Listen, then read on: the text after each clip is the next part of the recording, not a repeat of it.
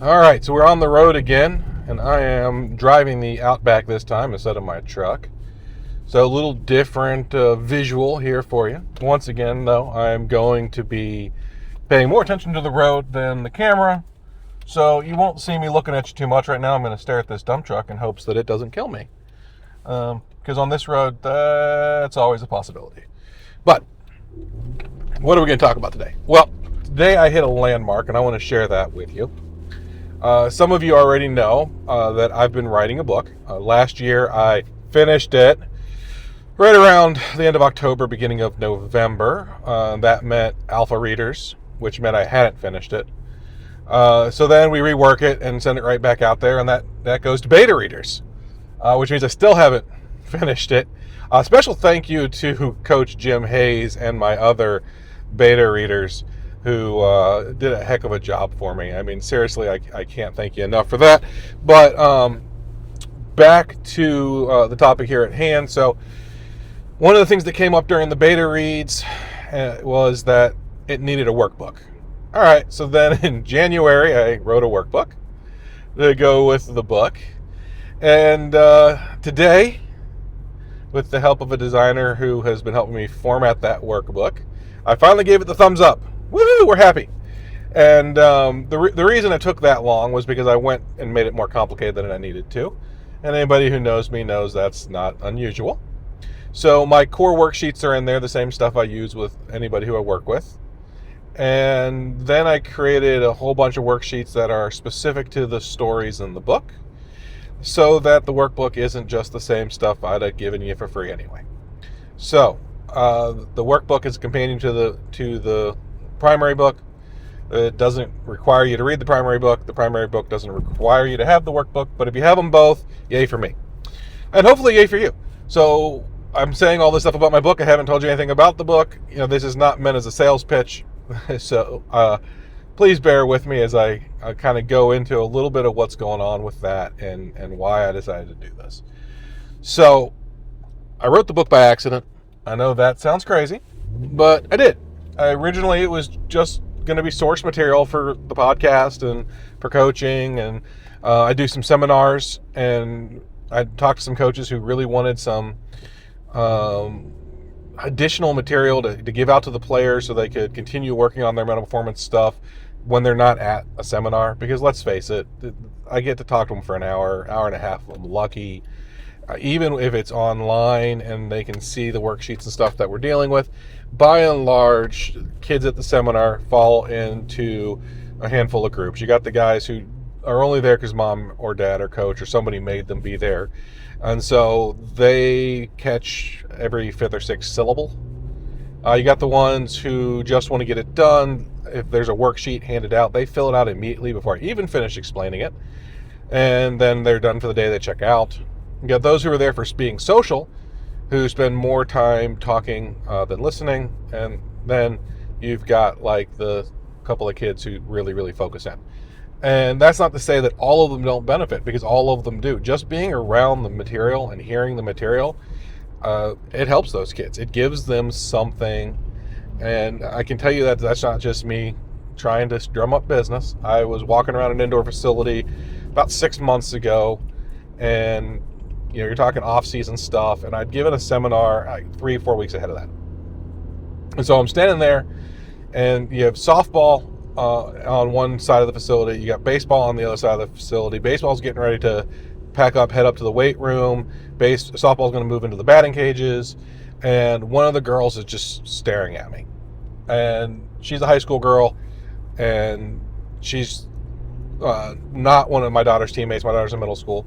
And so she's just staring at me. And so I say hi. I recognized her from the seminar, you know, and she's like, "Were you that guy?" I was that guy. Now this girl, I picked on her a little bit during the seminar because she was drinking Starbucks and she was gabbing with her friends, much more so than she was paying attention to my slump busting seminar. But she asked me a pointed question. She's like, "I didn't hit good." And I don't mean that to pick on her. She's like, "I didn't hit good. You know, what can I do?"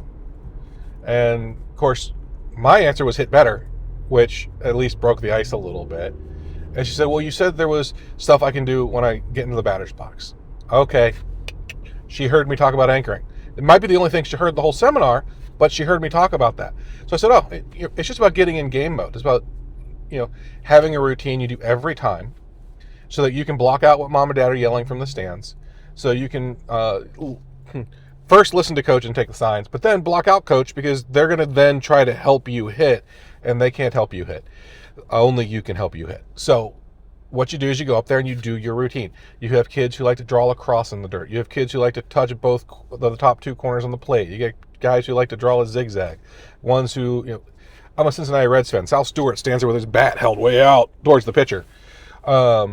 And there was a little bit of flack for that early in his rookie year. The people have gotten over that now.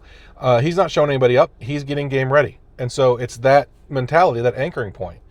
And so even if you're drinking Starbucks and gabbing with your friends during my seminar, there is a possibility that one of the 5 syllables you heard will help you. And so with that in mind, I started writing more material. And all that material kind of became a book. So I sent it to Alpha Read, and they went, wow, Eric, this is definitely you. You definitely wrote this. If you've read my emails, I over-explain, overwrite. I want to make sure I dot all my T's and cross all my I's. And so what should be probably a 6-sentence email ends up as a 6-paragraph email, and that is exactly what happened with my book. So alpha readers told me to get rid of about 40% of it, so I did. And that's off to the side, and if this works out, we'll do book 2 based on that. So book 1's the remaining 60%. That goes to rewrites and then goes to my beta readers. And we come up with a name. So the initial name of the book was Capacity. And why capacity? Well, I'll tell you about my capacity theory here in a minute, but just understand that capacity is no longer the name of the book. It is now the name of the series.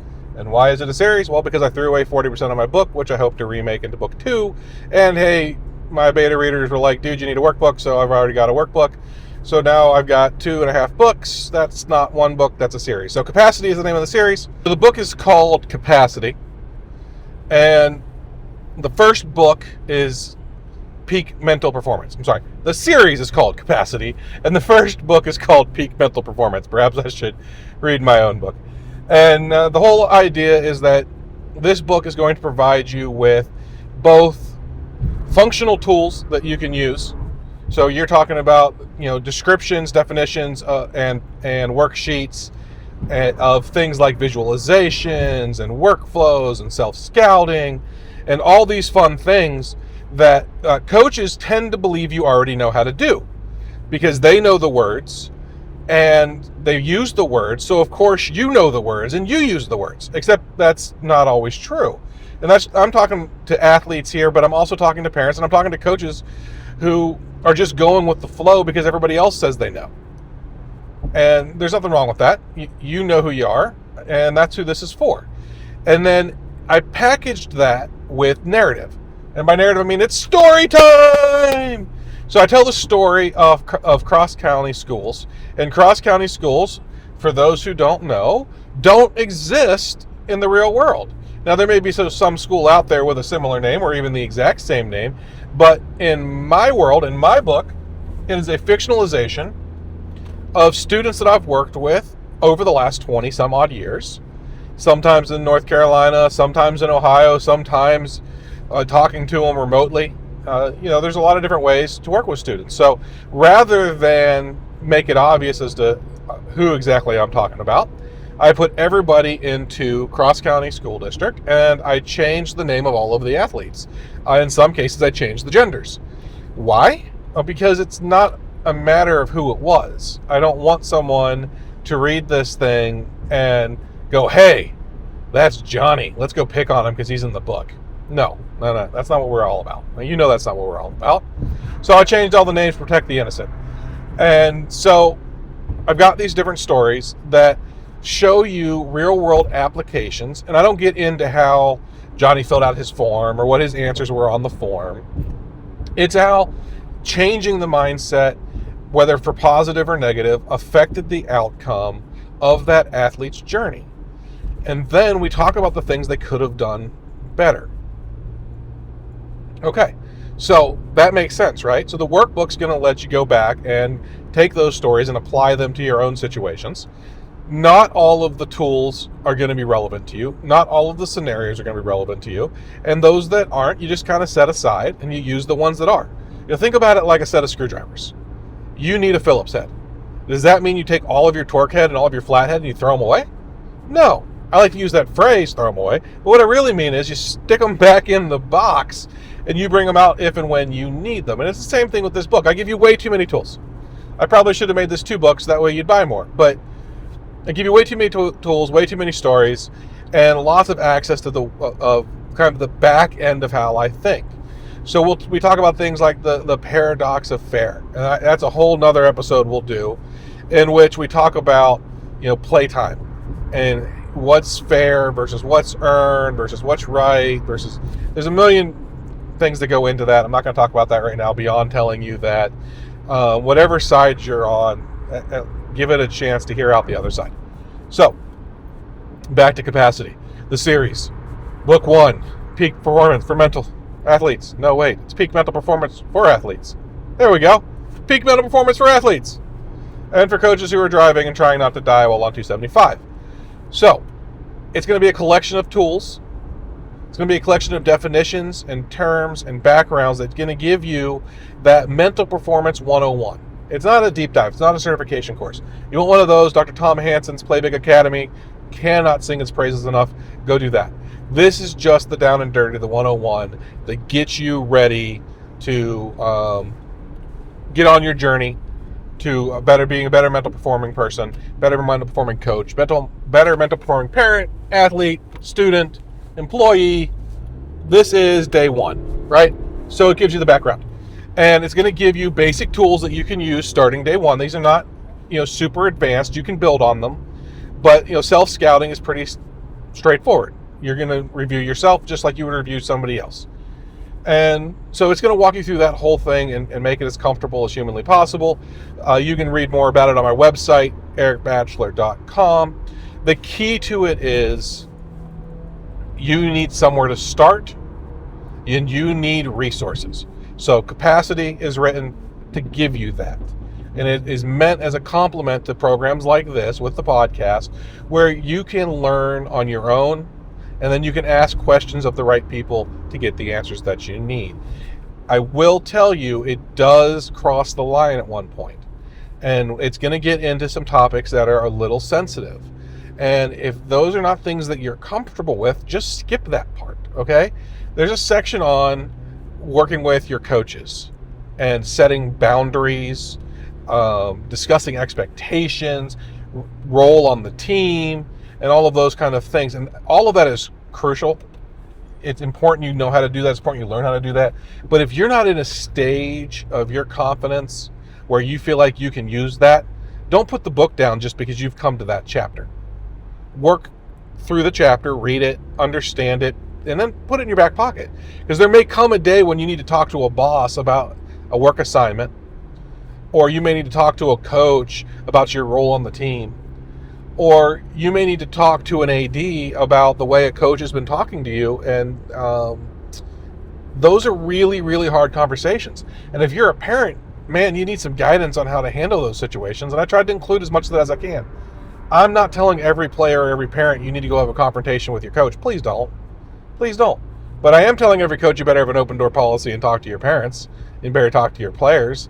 And you better be good at communication, because if you're not, you're going to create the high stress situations that lead to the rot away of your team. So I'm watching it happen right now with a coach I have the utmost respect for. He's a really, really good coach. He's had a lot of success. He loves the kids. But he kind of lost himself over the last couple of seasons. He got distracted. He took his eye off the ball. And the result is his program is crumbling. He's lost players. They've transferred out. He's had kids who otherwise would have played and been assets who loved playing. They've just quit because they don't want to deal with it. And that's, for me, as a bystander watching it, I don't have a kid on his roster. It's really hard for me to watch something that I know could be great fall apart and leave these kids without a program to play for.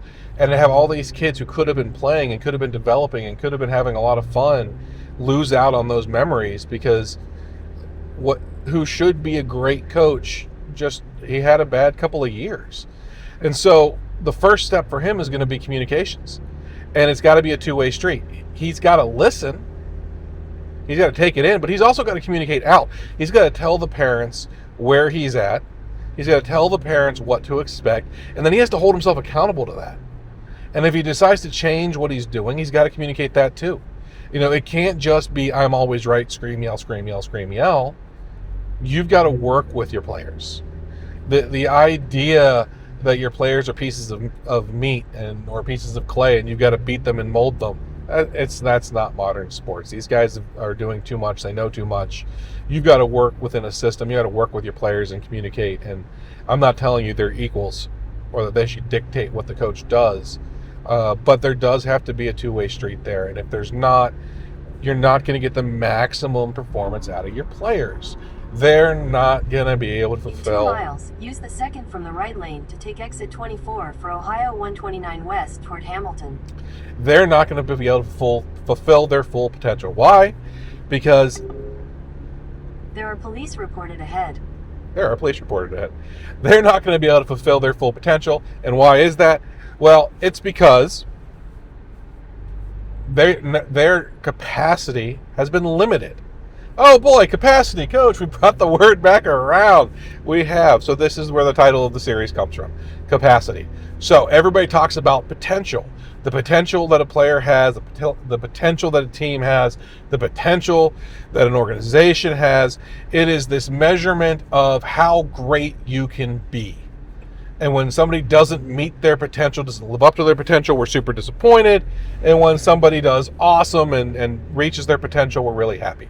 So the question is always, well, why doesn't a great player meet their potential? Well, a lot of times it's not laziness. A lot of times it's not a lack of desire or grit or will. It's a lack of capacity. And what I mean by that is, imagine that you have a glass. And that glass, let's say it's 20 ounces. 20-ounce glass represents the full potential of an athlete. Whatever 20 ounces equals, maybe that's a college athlete, maybe 20 ounces equals a pro athlete, doesn't matter. For the sake of this discussion, 20 ounces is the max potential of the athlete in question. So then, if you have a pitcher of water, you can pour 20 ounces into it, and anything else you pour into it's going to spill over to the sides and make a mess. So if they're going to meet their potential, and that is to hold 20 ounces of liquid, then you're going to have to pour in your 20 ounces. Except, what happens if they're tired? What happens if they're injured? What happens if they have a chemistry exam that just got dumped by their girlfriend? God forbid, a family member's passed away, a dog's passed away. There's all these other things in life. They're worried about being scouted. They're worried about being recruited. They just got dumped. They just wrecked their car. There's a lot of things that could get in the way. Maybe it's something more fundamental. They don't have enough food at home. They don't have money for the equipment, for the new shoes they need. They don't have the money to pay the team fees, and they're embarrassed to talk about it. Maybe they're nursing an injury and they don't want you to know about it because they're afraid they'll lose their spot over it. All of that garbage, all of that baggage, they bring that to the court with them every day. And coaches always tell them, hey, you got to get rid of that baggage. You can't bring it on the court. But that baggage is real. And so imagine that baggage as sand in the bottom of the cup. Your 20-ounce cup has 8 ounces of garbage, 8 ounces of sand in the bottom of it. And it just keeps piling up and piling up and piling up. If you go and pour that 20 ounces into that cup, you're not going to get 20 ounces. You've already got 8 ounces filled up, you're going to get 12. So now, this player that could have been a 20 is only a 12. Because he's got all that garbage, he's got all that baggage, he's got all that sand, keeping him from reaching his potential. It's filling up his cup. It's limiting his capacity to perform. And so the thing that coaches need to be able to do, the thing that players need to be able to do, the thing that parents need to be able to do is identify these limiting factors and start scooping out that sand. And so the capacity series is to help players identify the difference between their maximum potential, their maximum capacity and how to eliminate the barrier between those two things. And so that's what I've always set out to do. When I created Unlocked, it wasn't just to unlock your potential. Yes, that's where the name came from. It was also to help you open up and understand what your capacity is, what your limiting factors are, and how to overcome them. And over the years, I haven't always called it capacity. I've talked about roadblocks and resources. Those have always been two of my favorite. R&R, roadblocks and resources. Well, it's the same concept, but now it can be applied on a much broader spectrum. It's not just your resources that cause your limitations. So, I've got the book written. It's getting ready to go be published. It's being the margins are being set and all that stuff right now as we speak this week. And the workbook, I finally approved the design elements. It's going to have its margins and everything set this week. And so hopefully by June, it'll be on Amazon and whatever other bookstores I can get to carry it. And it'll be great fun for everyone who reads it, or at the very least, it'll be one more helpful tool that you've got to help you get through it. But I think the big takeaway I want you to have from this is not you've got to go buy my book. I'd love you to do that, but the big takeaway from this conversation needs to be that, one, there are resources out there for you. I'm creating a resource for you. Other people have created resources for you. Go out there and find those resources. Use everything that helps you. Put everything else in your back pocket in case it helps you down the road. 2, you've got to communicate. I don't care if you're the parent, the coach, the player. You need to communicate. It's a two-way street. You need to listen, and you need to speak. You need to ask good questions, and you need to hold yourself accountable on all sides of this thing. Capacity. That's your next item. What is it? Understand it. Understand that your potential is limited by more than just your God-given gifts and by your will to meet those God-given gifts. So understand the difference between your capacity for potential, your capacity for performance, your capacity for learning, for work, for love, and understand the difference between that and your potential for those things. And then you can start attacking all that garbage, all that sand, all that stuff that is piled up over the years. Get those shovels out, baby. Let's dig it out. And that'll take care of some of those roadblocks for you. And that'll help you with your workflows.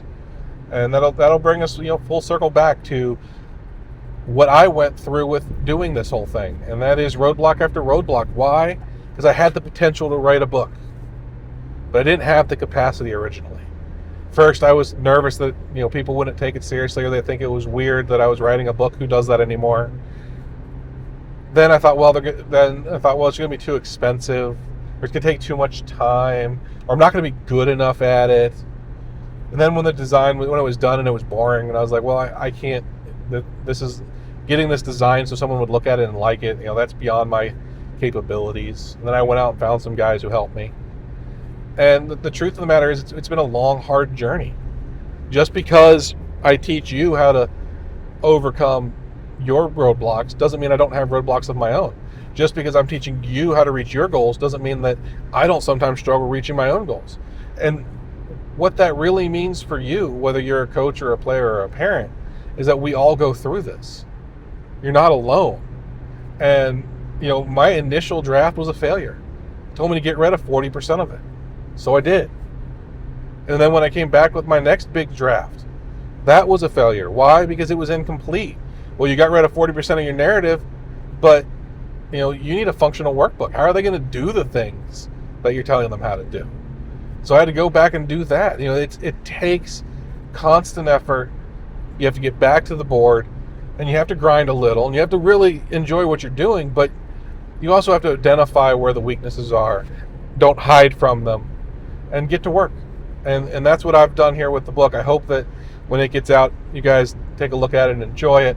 But if not, I hope my journey through this helps you through your journey and where you are right now. So, thank you very much. I'm Coach Eric, and I hope that for you, today has been sane enough. Woke up this morning, feeling good. Perfect hair, no hat, no hood. Got my lucky socks on, my favorite shoes. Vibing so hard, ain't nothing to lose. Can't lose. I'm floating on air, feeling so right. Got that inner sunshine, burning so bright. You can spin your tails, you can play your game, but I'm over here smiling, feeling no shame. Yeah, talk your talk, yeah, strut your stuff, yeah, deep down, buddy. You've had enough. See you over there with your chest puffed out, telling everyone what you're all about. Got your fancy watch and your designer threads, but your smile's a little tight, something unsaid. I'm floating on air, feeling so right. Got that inner sunshine, burning so bright. You can spin your tails, you can play your game. I'm over here smiling, feeling no shame. Yeah, talk your talk, yeah, strut your stuff, yeah, deep down, buddy. You've had enough.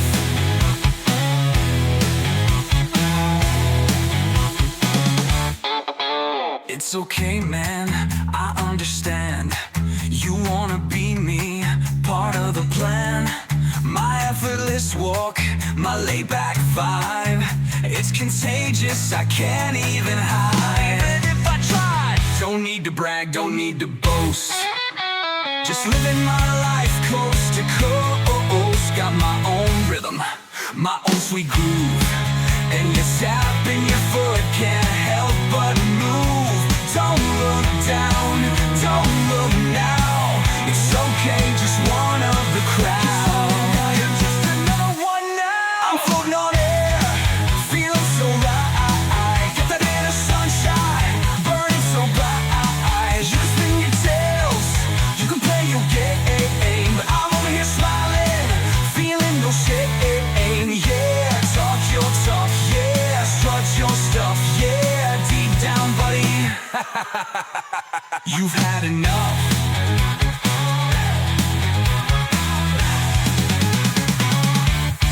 So go ahead.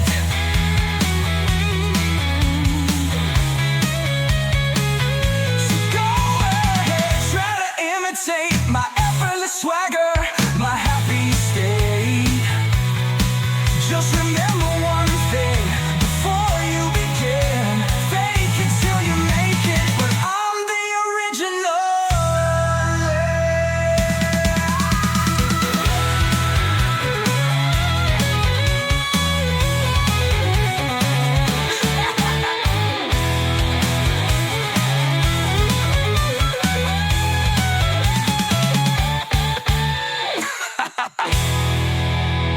Yeah.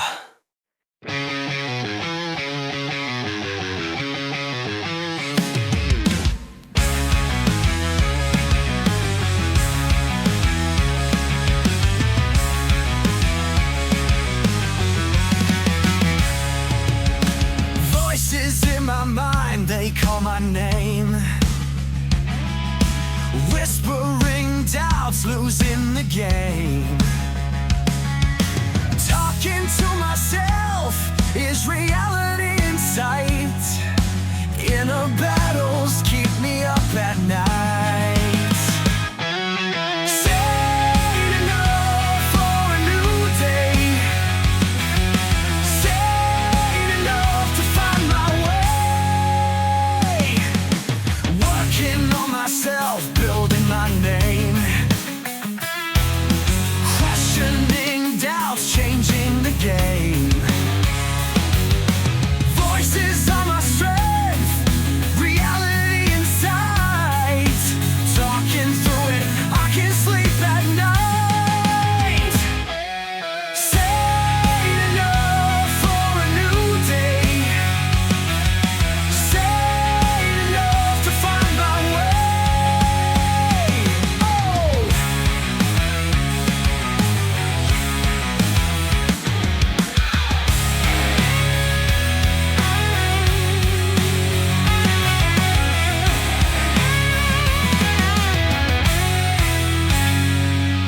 Sane enough for a new day. Sane enough to find my way.